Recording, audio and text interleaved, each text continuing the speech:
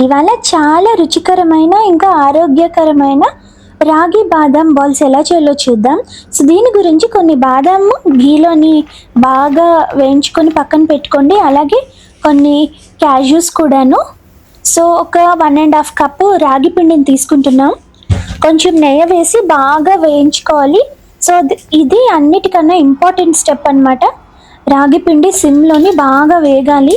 వేగాక ఇంకో పక్క ఒక 3/4 నుంచి 1 కప్పు మీ ఇష్టం. నేను 1 ½ కప్‌కి ఆల్మోస్ట్ 1 కప్ కొంచెం తగ్గించి బెల్లం తీసుకున్నాను. దాంతో పాటు నీళ్లు వేసి దాన్ని జస్ట్ కరిగించాను అంతే. ఇందులో బాదం ఇంకా జీడిపప్పు మిక్సీ చేసిన పొడి వేస్తున్నాననమాట.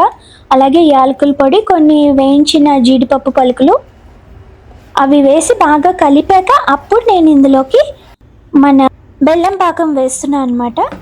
వేసి అప్పుడు బాగా కలుపుకోవాలి మొత్తం.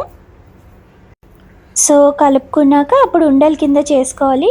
నేను చిన్న చిన్న బాల్స్ కింద చేస్తున్నాను. ఎందుకంటే పెద్ద పెద్ద లడ్డూల కింద చుడితే ఒకేసారి తినడానికి ఇష్టపడకపోవచ్చు కదా. అదే చిన్న చిన్నవి అయితే అలా సరదాగా ఒక్కొక్కటి నోట్లో వేసుకోవడానికి బాగుంటుంది. ఇంకా చిన్న పిల్లలకి టిఫిన్ బాక్స్లో కట్టడానికి కూడా స్నాక్ బ్రేక్కి బాగుంటుంది. సో, అలా చిన్న చిన్న బాల్స్లా చేసేసుకున్నాను. సో, మీరు కూడా ట్రై చేయండి. పెద్దవాళ్ళు కూడా హ్యాపీగా తినొచ్చు. ఇందులో బెల్లమే ఉంటుంది కాబట్టి. సో, తప్పకుండా ట్రై చేయండి. బాయ్.